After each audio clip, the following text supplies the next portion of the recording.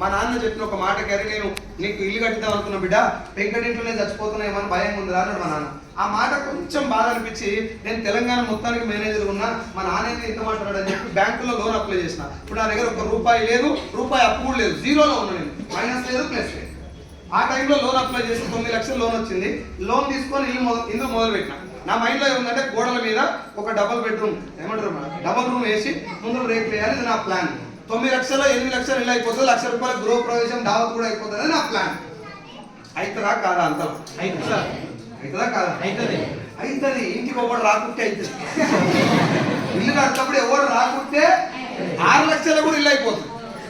నాకున్న bad luck ఏంటంటే మా ఇల్లు ఊరు అవుతారు ఉంటుంది, ఎవరు డబ్బా పట్టుకొని పోయినా అడగనే పోతుంది. పోయినోడు పలగారు వేసుకొని చేతిలో డబ్బా పట్టుకొని మింగి చేతిలో పట్టుకొని ఉత్తగా ఓడాడు. ఏం చేస్తున్నావు ముచ్చారా అంటాడు. మన ఆయన పేరు ఇల్లు కడుతున్నా తమ్మి అన్నాడు అనుకో, ఏ కొడుకు ఏం చేసినా అలా ఏడు మొత్తం తెలంగాణ మేనేజర్ గారు మా అయ్య చెప్తాడు.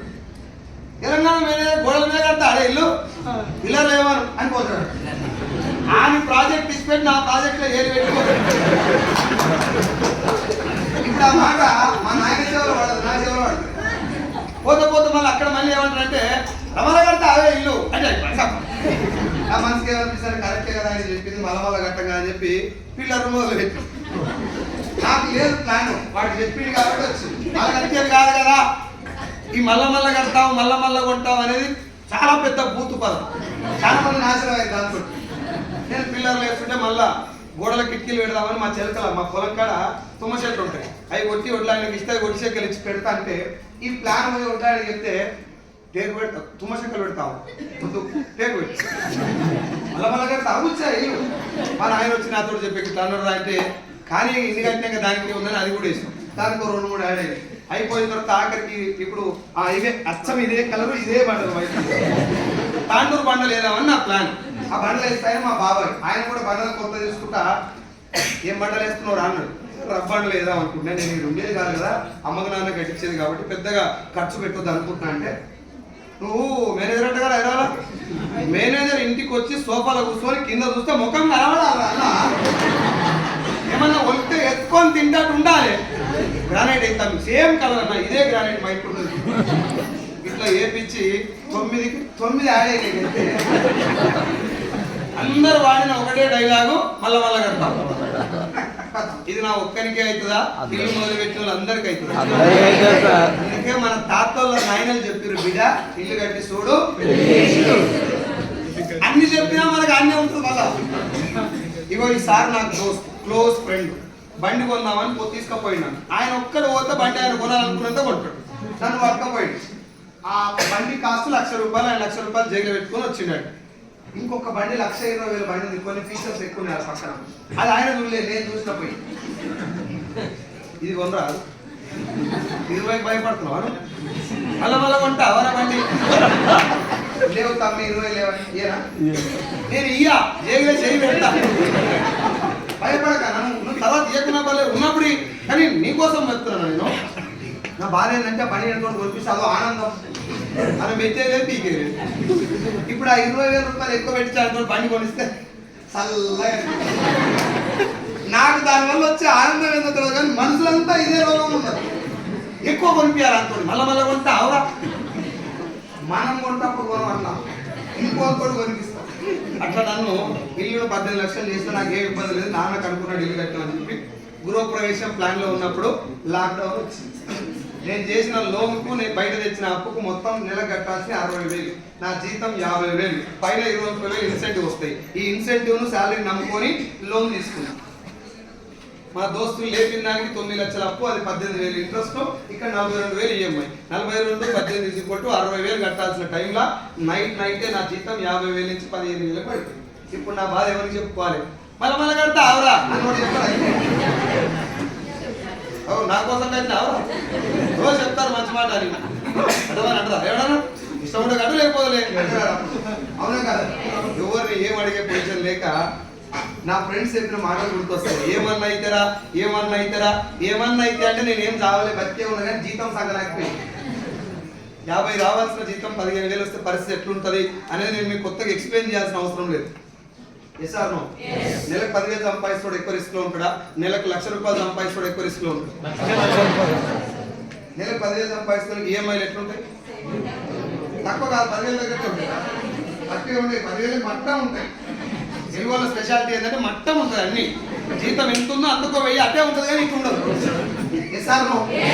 ఇంకా క్రెడిట్ కార్డు ఉంటాయి, మరి వీళ్ళకి ఒక్క ఇడికలు తీసుకెళ్తారు, మా కాపీ మేస్త్రీలు చాలా మంది ఉన్నారు. Yes or no? ₹10,000 శాలరీ వచ్చే వ్యక్తికి ఒక 6 నెలలు శాలరీ రాకపోతే అప్పు ఎంత అయితే సార్? 60,000 అవుతుంది. ₹1,00,000 శాలరీ వచ్చే వ్యక్తికి 2 నెలలు శాలరీ రాకపోతే అప్పు ఎంత అయితే? ఇది ఒరిజినల్ పరిస్థితి, కానీ ఎవరు యాక్సెప్ట్ చేయరు. సార్ నాకు జీతం పెరిగితే లైఫ్ మారుతుంది, మారదు. నువ్వు ఖర్చులు ఎంత అదుపు చేసినా, నువ్వు అదుపు చేయలేనటువంటి స్థాయిలోనే నీ కంపెనీ జీతం ఇస్తుంది. నువ్వు కూడబెట్టుకున్నంత స్థాయిలో నీ కంపెనీ జీతం ఇస్తే శక్తి ఉంటే అవకాశ నువ్వు ఎప్పుడు అప్పులలో ఉంటేనే కంపెనీ వసిపెట్టకుండా ఉంటావు, అన్నీ జాబ్ పోతే బతకలేని అనేటువంటి భయంతో. Yes or no? అందుకే కంపెనీ నువ్వు లగ్జరియస్ లైఫ్ అనుభవించే అంత శాలరీ ఇయ్యదు, నువ్వు ఎంత కష్టం చేసినా, ఎగిరెగిరి దంచినా అంతే. ఇది నా కంపెనీ నాకు ఇచ్చిన శాలరీ 50,000. నేను మళ్ళీ చెప్తున్నా, ఉద్యోగం చెడ్డది కాదు, ఏ ఉద్యోగం చెడ్డది కాదు. ధర్మబద్ధంగా మనం చేసే ప్రతి పని మంచిదే. మనకు అన్నం పెట్టే ప్రతి ఒక్క వృత్తిని నేను గౌరవిస్తా 100%. కానీ నా ఉద్దేశం ఏంటంటే నీ బలం ఆ పని కాదు, నువ్వు ఇంకా చాలా చేయగలుగుతావు. నీ కెపాసిటీ లక్షల్లో ఉంది, నువ్వు వేలకు తాకట్టు పెట్టబడ్డావు. నేను అట్నే పడ్డా. 11 ఏళ్ళు కంపెనీలో పనిచేస్తే కనీస కనికరం కూడా లేకుండా ఒక్క సంతకం పెట్టి 50,000 నుంచి 15,000 పడేసేటటువంటి ఆ రైట్ వాళ్ళకు ఉంది. ఆ లోపే మేలుకోవాల్సినటువంటి ధర్మం నాకు. మాట్లాడదని చెప్పాడు, ఇక పాత లేదు కొత్త అంత అయిపోయింది. నేను అంతకు ముందే నా ఫ్రెండ్స్ చెప్పినప్పుడు మేలుకోవాల్సినారే, నా శాలరీలో ఫ్యూచర్ లేదు, ఏమన్నా చేయాలని నేను మేలుకోవాల్సింది. చెప్పకపోతే నాకు తెలియదు అనుకోవచ్చు. ప్రతి వాళ్ళు చెప్పారు జాగ్రత్త జాగ్రత్త జాగ్రత్త, రియల్ ఎస్టేట్ అన్న చేయి, ఇన్సూరెన్స్ అన్న చేయి, చిట్టీలు అన్న చేయి, నీ శాలరీ ఆగిపోతే నీ కుటుంబానికి ఏమైనా ఆదాయం ఉండాలి అని నాకు చెప్తే, నా శాలరీ ఎందుకు ఆగిపోతారా? తెలంగాణ సేల్స్ మేనేజర్ ఒకటి, రెండోది మెడికల్ ఇండస్ట్రీ మనది. ఎంతమంది మంత్రుల సత్యనారాయణలు వచ్చినా జనాలు అడవైన తిండి తినక మారు. అడవైన తిండి తింటే రోగాలు రాకమారి, రోగాలు వస్తే దవాఖానకు రాకమానరు, దవాఖానకు వస్తే డాక్టర్ రాయకమానరు, డాక్టర్ రాస్తే మెడికల్ షాప్ లో కొనాలి, మెడికల్ షాప్కి ఇచ్చేది నేనేనా? ఇట్లనే ఆలోచించాను మేడం. నేను నా మైండ్ ఇదే ఉంటాయి, ఇంత ఎవరికి జాబ్ నాది, మనిషికి రోగాలు వస్తూనే ఉంటాయి, నా టాబ్లెట్ అమ్ముడు పోతూనే ఉంటాయి, నా జాబ్ అంతా మంచిగా ఉంటుందని నేను అనుకుంటే ఒక్క సంతకం పెడితే రోడ్డు మీదకి వచ్చినాడు. సంపాదించే ఒక వ్యక్తి రోడ్డు మీద పడితే వాడు ఒక్కడు పడ్డట, వాడి కుటుంబం మొత్తం పడ్డట్టు. లైవ్ లో నా జీవితంలో నేను చూసుకున్నాను. నా గురుగారు ఎస్సీలోకి వచ్చినాక చెప్పినటువంటి మాట ఏంటంటే, సైదులో ఒక మనిషి పెద్ద పెద్ద పుస్తకాలు చదివితే మారకపోవచ్చు, మంచి మంచి కొటేషన్లు చదివినా మారకపోవచ్చు, మంచి మంచి మోటివేషనల్ స్పీకర్ల యొక్క మాటలు విన్నా మారకపోవచ్చు, ఖతర్నాక్ వీడియోలు చూసినా కూడా మారకపోవచ్చు, కానీ వాడి జీవితంలో వాడికే తగిలేటటువంటి ఎదురు దెబ్బ, అది నేర్పించిన గుణపాఠం మాత్రం మనిషిని ఎక్కడికో తీసుకుపోద్దని చెప్పినాడు. కరెక్టే కాదు? అన్నా వెయిట్ తగ్గించుకో, అన్నా వెయిట్ తగ్గించుకో, అన్నా వెయిట్ తగ్గించుకో 100 సార్లు చెప్పినా మనిషి వినకపోవచ్చు. కానీ షుగర్ వచ్చింది అనుకో, ఏదో షుగర్ ఏదో రోగం వచ్చినప్పుడు డాక్టర్ చెప్పిన బాబు నువ్వు వెయిట్ తగ్గిపో చచ్చిపోతావు అని చెప్పినాను. తగ్గించినా తగ్గింది అంటే మనకి ఏదైనా దెబ్బ తగ్గింది తప్ప దాని విలువ ఆరోగ్యపరంగా కాదు. ఏదైనా సెకండ్ ఇన్కమ్ ఉండాలి, 2 ఆదాయం ఉండాలి. లేక ఆదివారం దొరికితే ఆదివారం నాడు కూడా మీటింగ్ లేదు రాబోయ్, ఒక్కనాడు ఇంటికాడ చికెన్ తిని ఉంటాను. ఆదివారం నాడు ఖర్చు ఉంటుంది, ఆదివారం నాడు ఆదాయం ఉండదు. నాకు ఆదివారం సోమవారం తేడా లేదు, 24 గంటల ఆదాయం ఉంది నాకు ఇప్పుడు. దీని గురించి నా ఫ్రెండ్స్ నాకు అప్పుడు చెప్తే అర్థం కాలే. ఎగ్జాక్ట్గా 15,000 పడిపోయిన తర్వాత నేను రియలైజ్ అయినా నా లైఫ్ ఇది కాదు, ఏమన్నా చేయాలి, ధర్మబద్ధంగా ఏదన్నా పని చేయాలి. నేను భూమి మీద లేకపోయినా నా కుటుంబానికి పైసల విషయంలో డోకుండదు. నేను లేని లోటు, ఒక మనిషి లేని లోటు కుటుంబానికి ఇచ్చలేదు, కానీ డబ్బు పరంగా నా ఫ్యామిలీ రిస్క్ లో ఉండదు. అండ్ ఇంకొక ప్రాబ్లం ఏంటంటే, నేను పుట్టక ముందు నా అప్పు ఎంత సార్? 0. గట్టిగా 0. క్వశ్చన్ జర దరిద్రంగా లేదు, అయినా నేను అదే క్వశ్చన్ వేసుకున్నా. నేను పుట్టక ముందు నా అప్పు 0, నేను పుట్టి చేసిన అప్పు 18 లక్షలు. అంటే నేను పుట్టకపోతే అప్ప అయ్యేది. ఇట్లా ఆలోచించొచ్చా లేదా నాకు తెలియదు. నేను అనుకున్నాను, నేననేవాడిని ఒకవేళ నా కుటుంబంలో లేకుంటే ఈ అప్పు ఉండేది, మా నాన్నకి భారం ఉండేది. ఇప్పుడు ఈ భారం పెట్టింది నేనే కాబట్టి దించాల్సింది కూడా అని ఫిక్స్ అయినప్పుడు నా ఫ్రెండ్ నాతో పాటు చదువుకున్న వ్యక్తి, సార్ ఏమైంది ఇయ్యకండి సార్, క్లోజ్ చేయండి, నాకు ఇంటి దగ్గర రమ్మని చెప్పండి, క్లోజ్ చేయండి, వద్దు ప్లేస్ లేదు ఇక్కడ వచ్చిన వాళ్ళు ఇబ్బంది. ఈ ఒక్కసారి కొంచెం వేరు చేయమని కావాలి డిస్టర్బ్ చేద్దాం చెప్పండి. అక్కడ ఎవరైనా ఉండమని చెప్పి డోర్ కొట్టదని చెప్పండి. బయట ఉన్న వాళ్ళకంటే లోపల ఉన్న వాళ్ళు బాగా ఇప్పుడు ఫ్యాన్ బంద్ చేసి కూర్చోబెట్టు.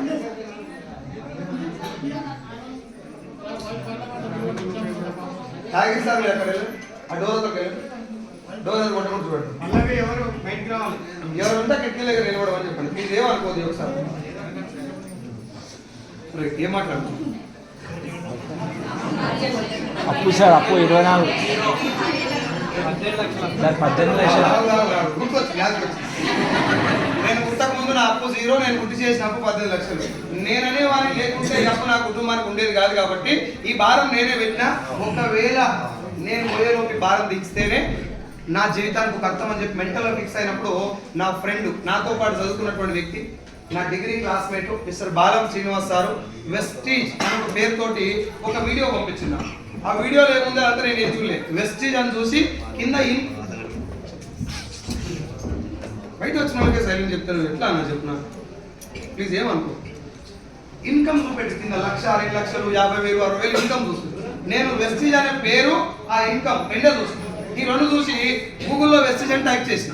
టైప్ చేసాను సబ్బులు, సబ్బులు, షాంపులు, పేస్టులు, బాత్రూమ్ కడిగేది, అంటు తోమేది, బండలు తుడిచేది కనబడే. అవి చూడగానే నేను ఇంత బతుకుపతికి సభల కంపెనీ పంపించలేదు నాకు అనుకొని క్లోజ్ చేసి బంద్ చేసి 4 నెలల పాటు సేమ్ మెసేజ్ నాకు రావటం, ఇట్లా అనడం, క్లోజ్ చేయడం.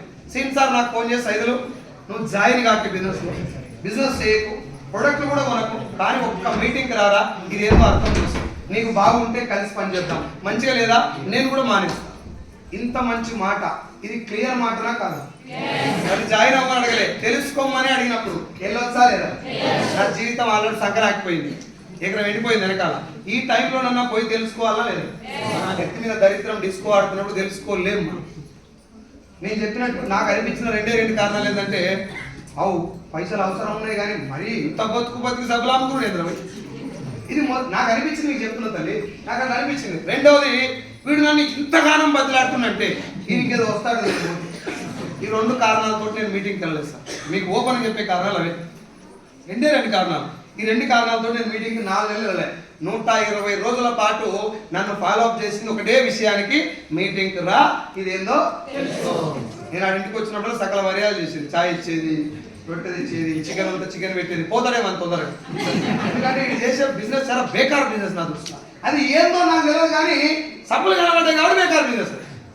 సీన్ సార్ కూడా అందుకే నా దోస్తు, వాడు క్లోజ్ ఫ్రెండ్ కాబట్టి భోజనీగా నీకేంద్ర ఎదరగడి అంటే ఇచ్చేటోడు. నేను వాడు అట్లా అడగలేదు, 5 నువ్వు జాయిన్ అవ్వద్దు, ముందు మీటింగ్కి రా, నాకంటే నీకు తెలివి ఎక్కువ ఉన్నాడు, ఒకసారి మీటింగ్ రాని కూడా చెప్పింది. నాకేమనిపిస్తుంది అంటే, ఇంతగానో నన్ను ఎందుకు బట్లాడతాడు ఏదో ఉన్నట్టు నాతోటి. ఇది మన దరిద్రం. అట్లా 4 నెలలు అనుకుంటే లాస్ట్లో నాతోటి ఏమన్నా 5 నేను నీకోసం చాలాసార్లు ఇంటికి వచ్చిన, ఎన్నిసార్లు చెప్పినా నువ్వు వింటలేవు కాబట్టి నేను ఫైనల్గా మాట చెప్తుందా, నేను గవర్నమెంట్ జాబ్ను వదిలేస్తున్నాను.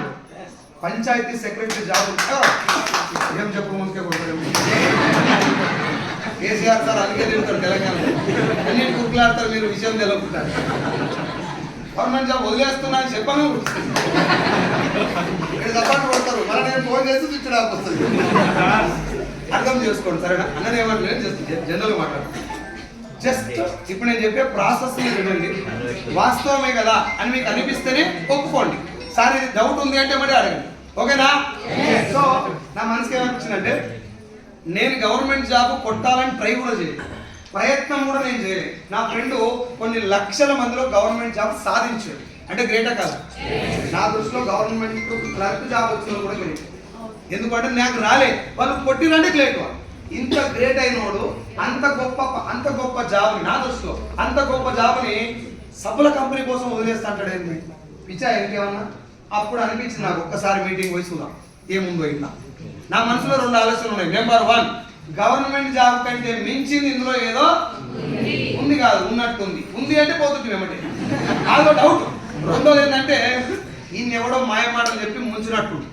ఇప్పుడు మన మనసు పేరుకి ఎక్కువ సపోర్ట్ చేస్తుంది, అదే అనుకుంటున్నాను. మా సీనియర్ దగ్గర అమాయకుడు క్లియర్ ఉన్నాడు, తెలియదు అమాయకుడు గట్టిగా వాదిస్తుడు గాడు, వీని ఎవడో మాయమాట చెప్పి ముంచినట్టుండు. మనం బాగా తెలివికల్లోళ్ళం కాబట్టి మీటింగ్ పోయి ఎవడు ఎక్కడైతే ముంచుతారో తెలుసుకుందాం.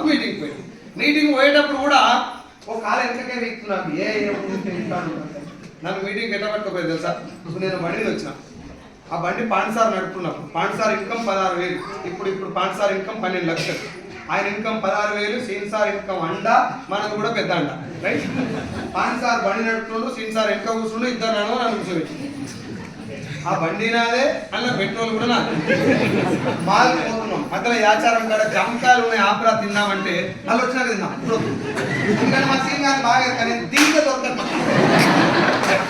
ఇప్పుడు చాలా మంది అడ్డ పట్టుకొని ఆటో కిరాయి పెట్టించుకొని మధ్యాహ్నం లంచ్ పెడతా అని తాగిపిస్తా అని ఏదో ఒకటి ఏ సార్ ఒక పర్సంటేజ్ అట్లా ఉంటారు. నేను అట్నే పోయినా, నా మనసులో ఏముందంటే ఇద్దరు నన్ను పట్టుకపోతున్నాడు, ఇద్దరికేదో ఉన్నట్టున్నాడు, ఇద్దరుగా ఒక్కరిని పట్టుకపోతున్నాడు. ఆమెం ఉండదు కదా, తెలంగాణ మొత్తానికి అయితే మేనేజర్ 50 బంద్ అయ్యా 15, అది వేరే విషయం.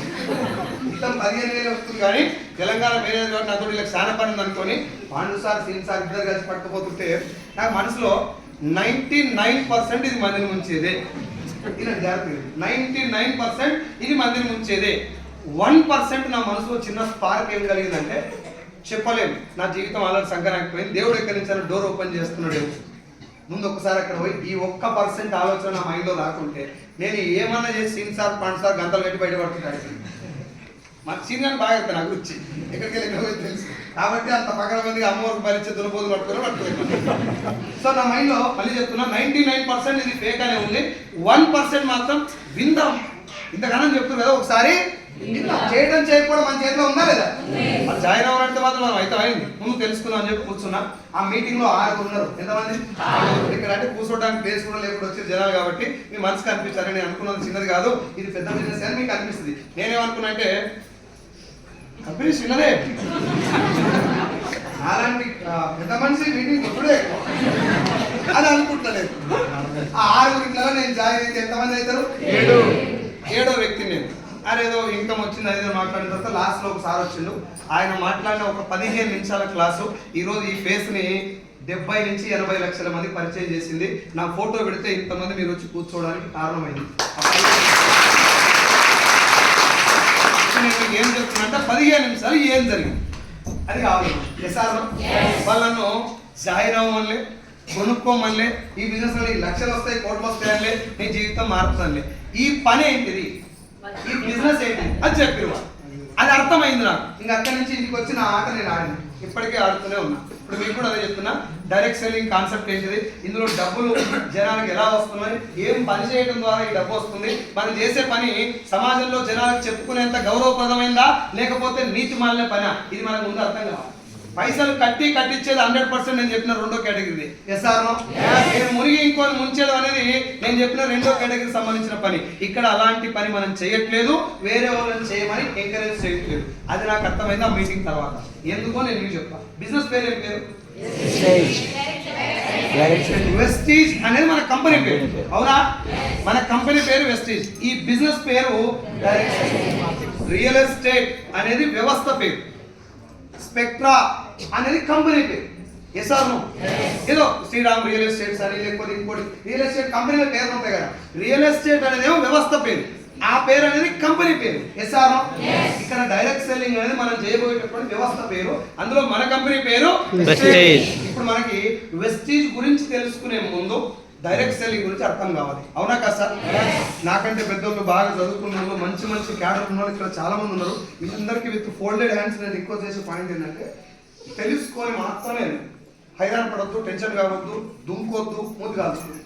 ఇందులోనే కాదు, ఎక్కడైనా ఏదైనా డబ్బు వస్తుంది అంటే డబ్బును చూసి జాయిన్ అవ్వద్దు. ఎందుకంటే డబ్బు ఇప్పుడు 4 కోట్లు ఇస్తే నేను వేసేవాళ్ళు అనుకో, నేను ట్రై చేస్తాను. ఉండాలి సార్ అట్లా. మనిషిని చంపితే కూడా పైసలు వస్తున్నాయా లేవా? కాబట్టి డబ్బును చూసి నువ్వు పని రాకు, పని చూసి నచ్చితేనండి.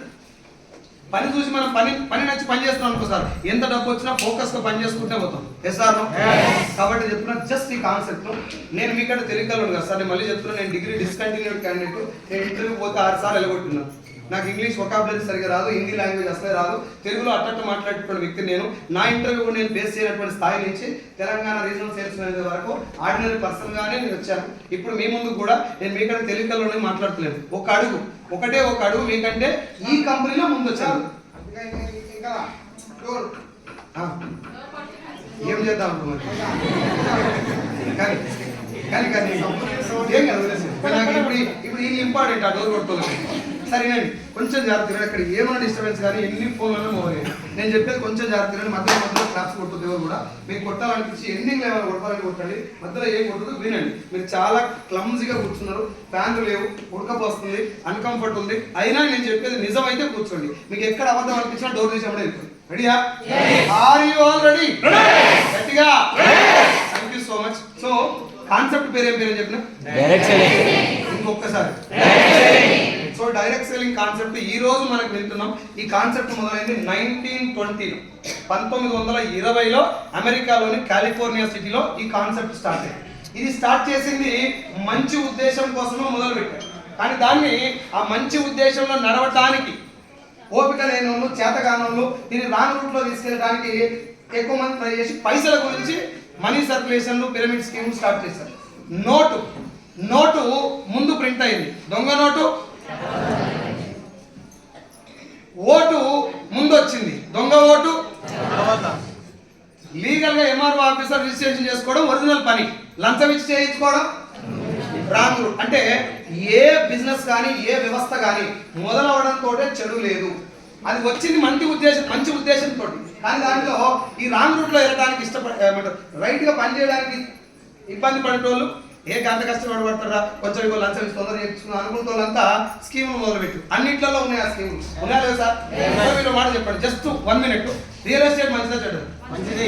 సౌండ్ వస్తలేదు. మోసాలు ఉన్నాయా లేదా? ఇన్సూరెన్స్ మంచిదా చెడ్డ? మోసాలు ఉన్నాయా లేదా? హోటల్ బిజినెస్ మంచిదా చెడ్డ? కుక్కలతో బిర్యానీ పెట్టినోడు ఉండాలండి. బియ్యం వ్యాపారం మంచిదా చెడ్డ? ప్లాస్టిక్ బియ్యం తోటి అమ్మేటోళ్ళు ఉండాలి. ఒక్క వ్యవస్థ చూపెట్టు నాకు, మొత్తం మంచిగానే ఉంటుంది సార్, ఇలా చెడే ఉండదు. ఒక వ్యవస్థ ఏదైనా, తిరుపతి లడ్డు మంచిదా కాదు? మంచిది. చెరువాకం చేసిరా లేదు? మరి ఏడుదోలాటం. భూమి మీద ఏ వ్యవస్థ చెడు కోసం మొదలు కాలేదు. పెద్దోళ్ళందరూ రిక్వెస్ట్ చేస్తున్న ఈ మాట కొంచెం అర్థం చేసుకోండి. భూమి మీద ఏ వ్యవస్థ కూడా చెడు కోసం రాలేదు. వచ్చినాక చెడు మొదలైంది, కానీ స్టార్ట్ అయింది మాత్రం చెడు కోసం కాదు. డైరెక్ట్ సెల్లింగ్ కూడా ఒక మంచి ఉద్దేశంతో వచ్చినటువంటి ఇండస్ట్రీ. ఆ ఉద్దేశం ఏందో నీకు అర్థమైతే కంపెనీ నువ్వే చూస్ చేసుకో, ఏ కంపెనీ అని. అయితే 1920లో న్యూట్రల్ లైట్ అనే ఒక సప్లిమెంట్ ద్వారా స్టార్ట్ చేస్తే మన ఇండియాకి వచ్చింది 1996లో, 1996లో ఈ కాన్సెప్ట్ ది అమెరికన్ వే అనే కంపెనీ ద్వారా మన ఇండియాకి వచ్చింది. దాని జనాలు పలకడానికి ఇబ్బంది అవుతుందని చెప్పి ఆమ్వే అని పలికారు. మీలో చాలా మంది ఆ పేరు వినుంటారు. ఏ సార్? అయితే ఆ కంపెనీ వచ్చినప్పుడు జనాల దగ్గరికి వెళ్ళి, సార్ మేడం ఇగో ఈ బిజినెస్ ఇట్లా చేస్తే మనకి ఇట్లా డబ్బు వస్తుంది అని చెప్పేటోళ్ళు 5% ఉన్నారు. మిగతా 95% ఏం ప్రమోట్ చేస్తారంటే, సార్ నేను జాయిన్ అయినా నాకు 1,00,000 వచ్చింది, మీరు కూడా రండి. సార్ నేను జాయిన్ అయిన సంవత్సరం అయింది, ఇవో ఇల్లు కొనుక్కున్నా, మీరు కూడా రండి. సార్ నేను ఇంతకుముందు ఆటో నడుపుకునేది, ఇప్పుడు ఆడి కారు తిరుగుతున్నా, మీరు కూడా రండి. డబ్బులు ఎంత వచ్చినాయి, ఎవరెవరికి వచ్చినాయో చెప్పారు తప్ప ఏం చేస్తే వచ్చినాయో చెప్పలేదు.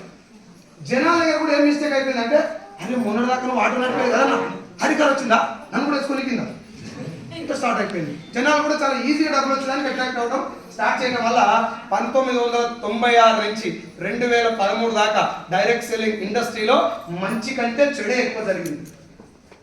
ఆ జరిగినటువంటి చెడుని గమనించినటువంటి గవర్నమెంట్ ఆఫ్ ఇండియా 2013లో money circulation scheme, pyramid scheme, Ponzi scheme, chain system, మళ్ళీ చెప్తున్నా, chain system, money circulation, pyramid scheme, Ponzi scheme, ఖచ్చితంగా జనాలను మోసం చేసేటటువంటి స్కీమ్లని పూర్తిగా గవర్నమెంట్ ఆఫ్ ఇండియా బ్యాన్ చేసింది. సార్ మీరు పూర్తిగా బ్యాన్ చేసిందని చెప్తారు, ఇప్పుడు లేవా అని అడుగుతారు. మీరు గుట్కా బంద్ చేసిరు లేదా? ఇది కూడా కాదు, బంద్ చేసిరు. ఎక్కడ ఆఫీసులు కనబడాయి, స్టోర్లు కనబడాయి, ఆన్లైన్లో వస్తారు, మీటింగ్లు పెడతారు, పైసలు వసూలు చేస్తారు, అవతల పడతారు. హైదరాబాద్ లో ప్రతి 5 కిలోమీటర్కి స్టోర్ ఉంది, వెస్టేజ్ ఉందా లేదా? హైదరాబాద్ లోకల్లో మీరు ఎక్కడ నిలబడి, మీరు నిలబడి దగ్గర నుంచి 5 కిలోమీటర్కి స్టోర్ ఉంది. ఈ పైసలు కట్టించడానికి స్టోర్లో ఇది తేడా. అయితే ఏంటిది ఆ బిజినెస్ అనేది? ఇంకొకసారి 2013లో ఈ ఫేక్ కంపెనీలు బంద్ చేసిన అదే గవర్నమెంట్ కంపెనీలు ఇట్లా ఫేక్ ఉంటాయని చెప్పినప్పుడు జెన్యూన్ ఏవో చెప్పాలా లేదా? చెప్పాలి సార్. నువ్వు దెబ్బదాకా హాస్పిటల్కి పోగానే నువ్వు క్యారెట్ నువ్వు బీట్రూట్ తినని చెప్పరు, ముందు రక్తం కారుతుంది, గడగట్టాలి, అవునా? ఏదో కట్టు కట్టిన తర్వాత ఆపినాక నీకు ట్రీట్మెంట్ చేయాలి. Yes or no? పోగానే న్యూట్రిషన్ తిను, బలమైన ఆహారం తినంటే ఇది ముందు ఊసిపోయినాక ఏం నుంచి వెళ్ళాలి, అవునా కదా సార్? అందుకే జరిగేటటువంటి మోసాన్ని ముందు ఆపాలని 2013లో ఫేక్ స్కీమ్లన్నీ బ్యాన్ చేశారు. బ్యాన్ చేసిన తర్వాత 3 సంవత్సరాల టైం తీసుకొని ప్రపంచంలో 120 దేశాల్లో డైరెక్ట్ సెల్లింగ్ ఎలా జరుగుతుంది, జనాలకు దీని మీద ఉన్నటువంటి ఒపీనియన్ ఎందుకు అక్కడ అంత స్ట్రాంగ్ ఉంది, ఇక్కడ ఎందుకు ఇంత రాంగ్ ఉంది అని తెలుసుకోవడానికి రామ్ విలాస్ పాస్వాన్ సెంట్రల్ మినిస్టర్, ఆయన మీ అందరికీ కొంతమంది పేరు ఉంటుంది, ఆయన కన్స్యూమర్ అఫైర్ మినిస్టర్, ఆయన ఆధ్వర్యంలో చేసినటువంటి కమిటీ ద్వారా 2016 సెప్టెంబర్ 9వ తారీఖు, నేను మీ డేట్ కూడా చెప్తున్నా, వీడియో తీసుకొని అందరూ ఇంటికి పోయి ఒకసారి వీడియో రివైండ్ చేసుకొని ఆ డేట్ గూగుల్లో కొట్టి సెర్చ్ చేయండి. 2016 సెప్టెంబర్ 9వ తారీఖున ఇండియన్ గవర్నమెంట్ పార్లమెంట్ సాక్షిగా ఈ డైరెక్ట్ సెల్లింగ్ ఇండస్ట్రీకి ఒక 13 పేజీల గైడ్ లైన్స్ ఇవ్వడం జరిగింది. ఈ money circulation, pyramid, Ponzi, chain system ఇవన్నీ కూడా మోసాలు, కానీ డైరెక్ట్ సెల్లింగ్ లో ఇలా ఉండే మీరు ఏ కంపెనీలో జాయిన్ అయినా మోసపోవడానికి 1% కూడా అవకాశం లేదు. 13 పేజీలు ఇచ్చిన గైడ్ లైన్స్ మీకు ఓపుకుంటే మొత్తం చదువుకోవచ్చు. ఇంగ్లీష్ లో ఉంటుంది, హిందీలో ఉంటుంది, తెలుగులో ట్రాన్స్లేట్ చేసుకొని కూడా చదవచ్చు. ఇప్పుడు గూగుల్ ఆప్షన్ ఉంది, ఉందా లేదా? చదువుకోవచ్చు. ఇది నెంబర్ 1. లాక్డౌన్ వచ్చిన తర్వాత నా ఒక్క లైఫ్ ఎఫెక్ట్ అయిందా? జీతాలు బిజినెస్ చేసే వాళ్ళు అందరూ ఎఫెక్ట్ అయ్యింది సార్. ఎఫెక్ట్ అయిన వాళ్ళందరూ ఇటువంటి బిజినెస్ లోకి రావడానికి ఎక్కువగా వస్తున్నా లేదా? వచ్చినా లేదు సార్? ఎక్కువ మంది వచ్చినప్పుడు మోసాలు ఎక్కువైతే తక్కువైతే మోసాలు కూడా పెడతాయి. రియల్ ఎస్టేట్ భూమి పెరగానే అందరూ ఒక ప్లాట్ కూడా 2 కంపెనీలు కూడా ఉంటారు. రియల్ ఎస్టేట్ భూమి పెరిగినప్పుడు చెప్తున్నా, అన్నట్టు అందరూ చేస్తున్నాను కాదు, ఆ మోసం కూడా భూమిలోనే జరుగుతుంది అంటున్నాం. మంది ఎక్కువైనప్పుడు తొక్కిసిన వాళ్ళు జరిగినట్టు మంది ఎక్కువ ఇటు సైడ్ వచ్చినప్పుడు డెఫినెట్ గా మోసాలు జరిగే అవకాశం కూడా ఎక్కువ ఉంటుంది. దీన్ని మరింత కట్టుదిట్టం చేయాలి, ఈ రూల్స్ అండ్ రెగ్యులేషన్ మరింత స్ట్రిక్ట్ చేయాలనే ఉద్దేశంతో 2021 డిసెంబర్ 28 అంటే ఎగ్జాక్ట్ గా లాక్డౌన్ ఎత్తేసిన ఇమీడియట్ గా మళ్ళీ గవర్నమెంట్ ఆఫ్ ఇండియా ఇనిషియేటివ్ తీసుకొని 14 పేజీల గెజిట్ ఇచ్చారు sir. This is not guide lines, ఇది డైరెక్ట్ గా చట్టబద్ధమైనటువంటి ఒక గెజిట్. ఆ గెజిట్ లో కూడా 14 పేజీలో మళ్ళీ క్లియర్ గా రాశారు, ఇగో ఇది మాత్రమే డైరెక్ట్ సెల్లింగ్ రూల్స్, ఇది కాకుండా మీరు ఏ కంపెనీలో జాయిన్ అయినా మోసపోవడానికి అవకాశం చాలా ఎక్కువ ఉంది, ఇందులో మోసపోయే ఛాన్సే ఉండదు, అదే డైరెక్ట్ సెల్లింగ్. ఆ గైడ్ లైన్స్ ఇచ్చిన తర్వాత ఒక లైన్ ఉంది దాంట్లో 14 పేజీలో ఒక లైన్ లో జనాలకు మళ్ళీ మిస్కమ్యూనికేషన్ జరిగే అవకాశం ఉందని దాని మీద మళ్ళీ ఒకసారి రివైజ్ చేసి 2023 జూన్ 21 తారీఖున రివైజ్డ్ గెజిట్ కూడా ఇచ్చారు, ఒక లైన్ రివైజ్ వస్తుంది. సో నేను ఏం చెప్పాలనుకుంటే ఇక్కడ కూర్చున్న మీ అందరికంటే భారత ప్రభుత్వం దృష్టిలో డైరెక్ట్ సెల్లింగ్ అనేది 100% లీగల్ బిజినెస్. కానీ రియల్ ఎస్టేట్ లో చెడున్నట్టు, ఇన్సూరెన్స్ లో చెడున్నట్టు, విత్తనాల బిజినెస్ లో నకిలీ విత్తనాలు చేసినట్టు, ప్రతి దాంట్లో మంచి చెడు ఉన్నట్టు ఈ ఇండస్ట్రీలో కూడా డైరెక్ట్ సెల్లింగ్ మంచి కాన్సెప్ట్ ఉంది, ఫేక్ స్కీములు కూడా ఉన్నాయి. ఇది ముందు మనం యాక్సెప్ట్ చేయాలి. చాలా మంది చేస్తున్నటువంటి పని కానీ సార్ నేను ఇంతమందికి 20,000 కట్టిన సార్, ఇది కట్టేది కాదురా మగడ అంటే ఇంటలేదు. ఇలా పైసలు డైరెక్ట్ సెల్లింగ్ అంటే పైసలు కట్టేది, పైసలు కడుతున్నాడు schemer. It has been banned by the government of India in the year of 2013. 2013లోనే ఈ స్కీమ్ అన్నిటి బ్యాన్ చేశారు, ఇంక్లూడింగ్ చిట్టీలు వేస్తాం కదా మనం, దాన్ని కూడా బంద్ చేసింది గవర్నమెంట్. గవర్నమెంట్ యొక్క రూల్ ప్రకారం చిట్టి అనేది ఇల్లీగల్. మనకేంటంటే మనకు వేరే దారి లేక ఎవరు తెలిసిన దగ్గర తెలిసిన వేసుకోవడం అలా నేను కూడా ఉంటాం, అర్థమైందా? అది ఇల్లీగలే, బట్ గవర్నమెంట్ దృష్టిలో అది బ్యాన్. అది బ్యాన్ చేసినప్పుడే రిజర్వ్ బ్యాంక్ ఆఫ్ ఇండియా 2014 ఒక సర్క్యులర్ కూడా రిలీజ్ చేసింది, జనాల దగ్గర డబ్బులు వసూలు చేసేటటువంటి ఏ స్కీమ్ అయినా చట్ట విరుద్ధమైనటువంటి స్కీమ్. దాంట్లో డైరెక్ట్ సెల్లింగ్ సంబంధించి ఒక సర్క్యులర్ రాస్తారు క్లియర్ గా, ఇగో ఇది మాత్రమే డైరెక్ట్ సెల్లింగ్ అని. ఇప్పుడు నేను మీకు ఎగ్జాక్ట్ గా డైరెక్ట్ సెల్లింగ్ అంటే ఏంది అది మాట్లాడదాం. రెడీయా? కోపం వస్తుందా నా మీద? వచ్చినా చేసేదేం లేదు, ఉడకపోతే కోపం వస్తుంది పక్క, వచ్చినా కానీ వెళ్ళిపోవడం తప్ప చేసేదేం లేదు. ఓకేనా? సో క్లియర్ గా డైరెక్ట్ సెల్లింగ్ కాన్సెప్ట్ ను గవర్నమెంట్ అంత సీరియస్ గా తీసుకోవడానికి కారణం ఏందో మనకు తెలియాలి. ఇందాక మనం ఏమనుకున్నాం, ఒక వ్యవస్థను రెస్పెక్ట్ చేయడానికి, ఆ వ్యవస్థ వల్ల సమాజానికి జరిగే మంచిని రెస్పెక్ట్ చేస్తారా, పైసలు వస్తే రెస్పెక్ట్ చేస్తారా కదా? పోలీస్ వ్యవస్థ కావచ్చు, వైద్య వ్యవస్థ కావచ్చు, విద్యా వ్యవస్థ కావచ్చు, మున్సిపల్ వ్యవస్థ కావచ్చు, ఏదైనా ఒక వ్యవస్థను మనం రెస్పెక్ట్ చేస్తున్నాం అంటే దానివల్ల మనకు జరిగే మంచికి, దానివల్ల సంపాదించే డబ్బులకు కాదు. చేశారు ఇక్కడ కూడా గవర్నమెంట్ దీని గైడ్ లైన్స్ ఇచ్చి సపోర్ట్ చేసింది, దీనివల్ల సమాజానికి జరిగే ఒక గొప్ప ఉపకారం ఉంది, దానికోసం. ఆ ఉపకారం ఏందో మనకు తెలిస్తే ఇది మంచిదా కాదు అర్థమైతే చేయాలన్నదో తెలుసు. రెడీయా? నాకు ఒక మాట చెప్పండి, అందరు మాట్లాడుతుంటే నేను మాట్లాడు. మీ ఇంట్లో సబ్బు ఉందా? స్నానం చేసిన వాళ్ళే మాట్లాడు, ఏం కాదు. ఒకనాడు చేయకుంటే ఏమైతుంది, ఒక్కనాడు చేయకుంటే ఏమైతుంది, మళ్ళీ చేయడానికి నేను మాట్లాడు. సబ్బు ఉందా? సర్ఫు,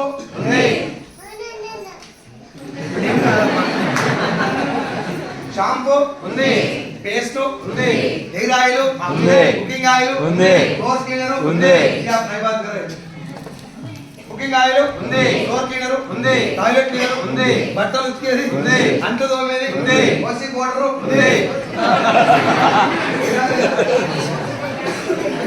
సరే గోడలు లేకపోతే ఏదో ఒకటి.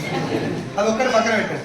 సబ్బు surf shampoo paste hair oil cooking oil floor cleaner toilet cleaner బట్టలు ఉతికేది అంటు తోమేది టీ పౌడర్ కాఫీ పౌడర్. నేను చెప్పిన ప్రొడక్ట్లు అన్ని మన అందరి ఇళ్లలో ఉంటాయా సార్? ఉంటాయి కదా. చనిపోయిందాక వాడేటివా మధ్యలో కొద్ది రోజుల తర్వాత ఆపేసేసి ఖచ్చితంగా వాడాల్సినవి కాబట్టి వీటితో మన ఆరోగ్యానికి సంబంధం ఉందా? ఏం లేదు.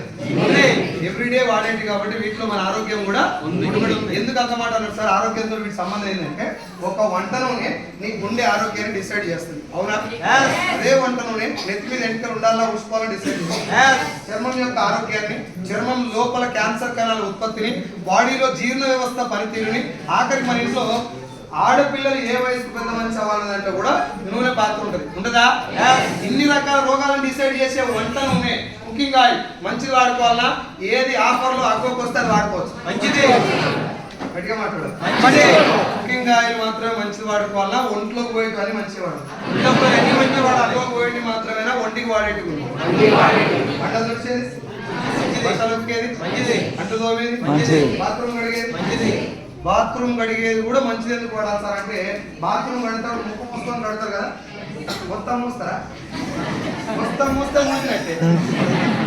అంటే వాసన మనం బాత్రూమ్ క్లీనర్ నుంచి వచ్చే స్మెల్ మొట్టమొదట మనకు వస్తుందా బ్యాక్టీరియాకి వస్తుందా? మనకి. అంటే బ్యాక్టీరియా కంటే ముందు ఎఫెక్ట్ అయ్యేది ఎవరు? మనకి. బాత్రూమ్ క్లీనర్ నుంచి వచ్చే కెమికల్ స్మెల్ వల్ల కూడా నీ బ్రీతింగ్ సిస్టమ్ ఎఫెక్ట్ అయ్యే అవకాశం ఉంది. ఇది నేను చెప్పింది కాదు, డాక్టర్స్ చెప్పిన మాట. ఫ్లోర్ క్లీనర్ నుంచి కూడా నీ ఆరోగ్యానికి సంబంధం ఉంది. ఆఖరికి ఇంట్లో చీమలు రాకుండా గీసేటటువంటి లక్షణాలు ఏది కాకిస్తుందా, దాని నుంచి వచ్చే పౌడర్ స్మెల్ కూడా నీ శ్వాసకోశ వ్యాధులకు కారణం. సో ఓవరాల్ నేను చెప్పాల్సిన పాయింట్ ఏంటంటే ఇంట్లో వాడేటటువంటి ప్రతి ఒక్క ప్రొడక్ట్ లో నీ కుటుంబం ఆరోగ్యం లింక్ అయి ఉంది. కుటుంబం ఆరోగ్యంతో సంబంధం ఉన్న ఈ ప్రొడక్ట్లని షాప్ వెళ్ళి సెలెక్ట్ చేసుకొని తెచ్చుకోవాలన్నా లటక్కున కుటుక్కుని వేసుకురావాలి. సెలెక్ట్ చేసుకోవాలి. ఎప్పుడు కుకింగ్ ఆయిల్ మీరు సెలెక్ట్ చేసిరు? లేదు. సోప్ సెలెక్ట్ చేస్తారా? పోయి లేదు. ఫ్రీడమ్ ఆయిల్ ఇవ్వవా? 5 లీటర్ డబ్బా. సంతూర్ సబ్బులు ఇవ్వవా? 4. చిక్ షాంపూ ఇవ్వవా? లైజాల్ ఇవ్వవా? హార్పిక్ ఇవ్వవా? ఏదో మన అత్తగారి పేర్లు అయినట్టు వాళ్ళు ఎవరో మనకు అన్నం ఇచ్చినట్టు పేర్లు పెట్టేస్తాం, అవునా? నా క్వశ్చన్ ఏంటంటే ఫ్రీడమ్ ఆయిల్ అనే పేరు నీ మైండ్ లోకి ఎట్లా వచ్చింది? ఎవరైనా ఇంటికి వచ్చి చెప్పిపోయిరా? అడ్వర్టైజ్మెంట్ ద్వారా, అవునా? ఇంకో పాయింట్ చెప్పండి. ఏ రోజైనా షాప్ పోయి స్టిక్కర్ టిక్లీ కొట్టురా, స్టిక్కర్ అనేది విసుగుతుంది అని మీరు ఏదో పాజిటివ్ చూస్తే నాకు తెలుసు అని నేను అనుకుంటాను. స్టిక్కర్ తెలుసు అందరికి తెలుసా? తెలియదు. షాప్కి వెళ్ళి ఎప్పుడైనా పనులు కలిపి స్టిక్కర్ ఇవ్వవా అని అడిగిరా? సెలెక్షన్ చేస్తారు, అవునా? డబ్బాలు, పిన్నీస్లు, ఫోన్ వెనుక పౌచ్ అన్న వాచ్ సెలెక్ట్ చేస్తారా? లేదు. ఇక మాట్లాడరు. సాగుకు వచ్చి కూర్చున్నాడు సత్తాం సభలా అది కూడా ఎంత మంచిగా మాట్లాడాలి. ఎట్లా గెలవలేదు ఇంటికాడ మనకి మాట్లాడమని కదా అడిగింది, జాయిన్ అవ్వమని కాదుగా. మీరు ఇట్లా కూర్చుంటే ఉబ్బరం మిమ్మల్ని డామినేట్ చేస్తుంది. మాట్లాడుకుంటూ కూర్చుంటే ఇన్వాల్వ్ అవుతుంది, అవునా కదా? వాచ్ సెలెక్ట్ చేస్తారా? పోయి పలానా కంపెనీ వాచ్ చేయమంటారా? చేస్తారా లేదు సార్? క్యాప్, బెల్ట్, పైసలు లేకుండా ఏతలకు వెనక చేయలేదు పర్సు. ఇప్పుడు నేను చెప్పినటువంటి స్టిక్కర్ కార్డ్కి పర్స్ దాకా దేనితోటైనా ఆరోగ్యానికి ఏమైనా సంబంధం ఉందా? సంబంధం లేకపోయినా సెలెక్ట్ చేస్తా. పర్సు వాడకపోతే ఏమైతుంది? గూగుల్ పే పర్సులు ఏముండే అని కార్డులే ఉండి పడేది, అవునా కదా? బెల్ట్ పెట్టుకోకపోతే మహా అయితే పైన చూసిపోతుంది.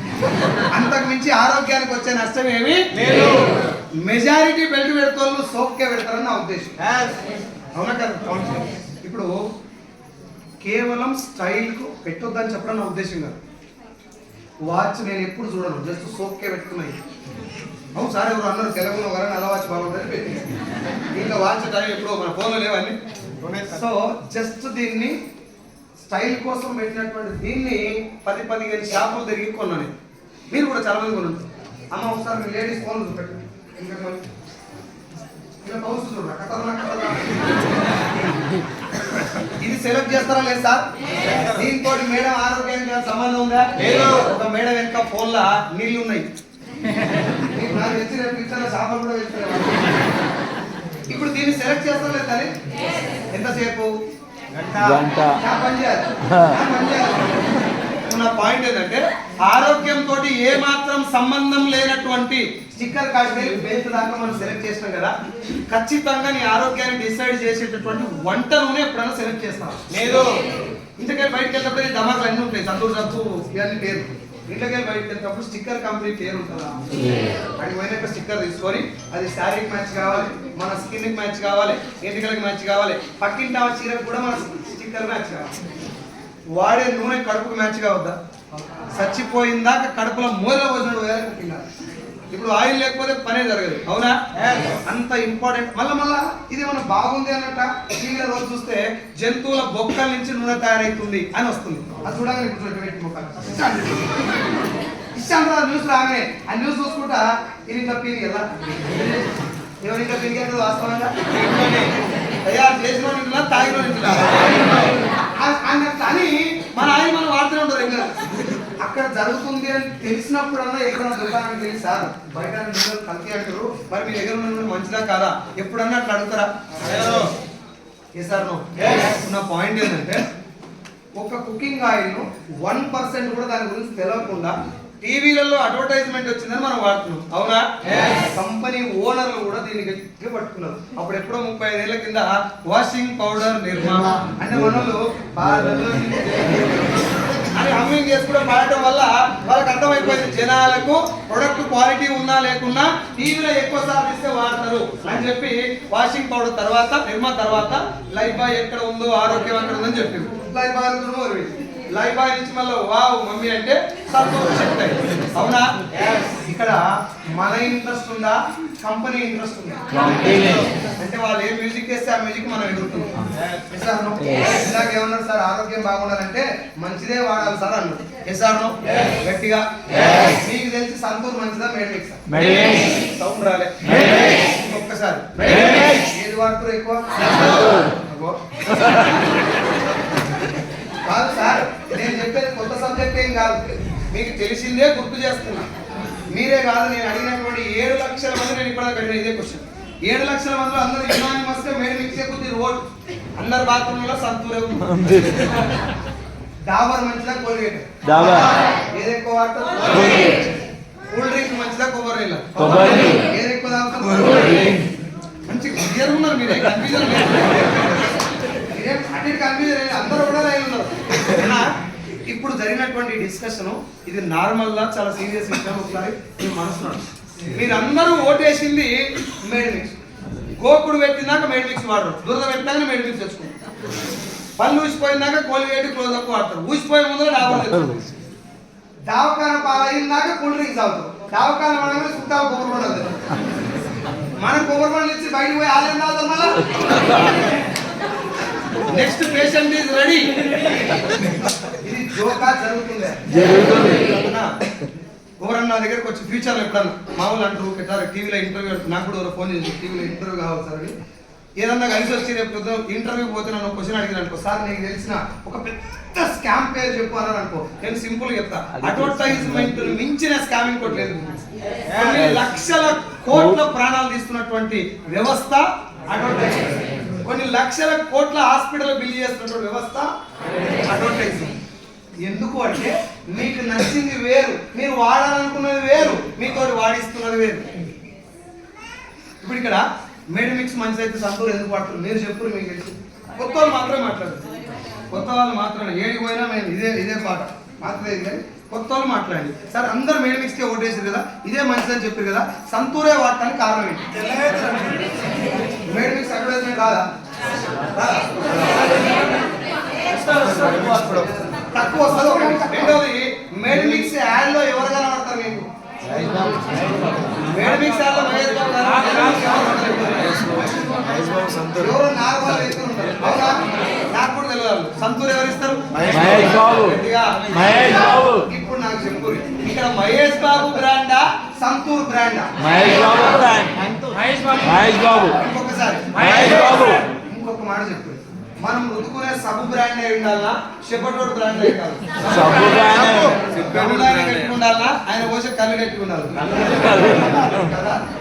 ఇప్పుడు ఇక్కడ చూడండి సార్, జాగ్రత్తగా నేను చెప్పేసి మేడ్ మిక్స్ వాడాలని ఫిక్స్ అయిపోయినటువంటి మీ అందరినీ మహేష్ బాబుని అడ్డం పెట్టి సంతూర్ని తిప్పారు. Yes. మనందరికి మంచిది ఏది? మెడిమిక్స్. మహేష్ బాబు ఉంది కాబట్టి మహేష్ బాబు చెప్పినట్టు మామూలు కాదు, మనం కూడా ఆయన దగ్గర తెల్లగా అవుతామని చెప్పి ఆయన వచ్చి ఇట్లా దోముకొని హా అంటాడు. అక్కడ కూర్చున్న అమ్మాయిలు దగ్గర ఇప్పుడు మనం కూడా క్లోజ్అప్ తోడు దోముకొని ఇక్కడ రోడ్డు మీద పోయి అమ్మాయిలు ఉన్న కాడ హా అంటారు. దగ్గర అంటారా? ఎడకాలు చెప్పు తీసి ముందు మన గబ్బు మనం భరించలేకపోతాం. అడ్వర్టైజ్మెంట్ నిజమా అబద్ధం? 100% అబద్ధాన్ని కొన్ని వందల సార్లు చెప్పి అబద్ధం అని నేను చెప్తాను సార్. ఇది సింపుల్ చెప్పారు. మెడిమిక్స్ అంతలో ఏది మంచిది అంటే 100% మెడిమిక్స్ మంచిదని స్టాంప్ చేసినట్టు చెప్పారు. మీరు అందరూ ఒక్కరికెళ్ళి వచ్చిన వాళ్ళు కాదు. మీ అందరికి ఎవరికి మెడిమిక్స్ కోటేమని ప్రచారం చేయండి. మీ గుండె లోతులలో ఉన్నటువంటి అభిప్రాయం మెడిమిక్సే మంచిది, డాబరే మంచిది. నేను ఈ కంపెనీ మాది కాదు, ఆ కంపెనీ మాది కాదు, కానీ ఒక అభిప్రాయం అడిగినా ఏది మంచిదని ఓ దాన్ని కోటేస్తున్నారు. ఏది వాడుతారు సార్ ఇదని చెప్పి కామన్ పీపులే కాదు సార్. నేను మీకు లైవ్ ఎగ్జాంపుల్ చెప్తాను. రీసెంట్ గా సరూర్ నగర్ లో నేను డాక్టర్ దగ్గరికి వెళ్ళినా. అప్పుడు ఎప్పుడో కలిసిన డాక్టర్. సార్ నమస్కారం సార్ అన్న. ఎక్కడ పడైపోయినా దాకా కనబడుతుంది సార్, నేను వేరే బిజినెస్ చేస్తున్నా అన్న. ఏం బిజినెస్ రా అన్నాడు. మనం గెలక పుట్టినే ఇచ్చి పెడతాం, గెలిక కథ చెక్క టైం ఉందా సార్ అన్న.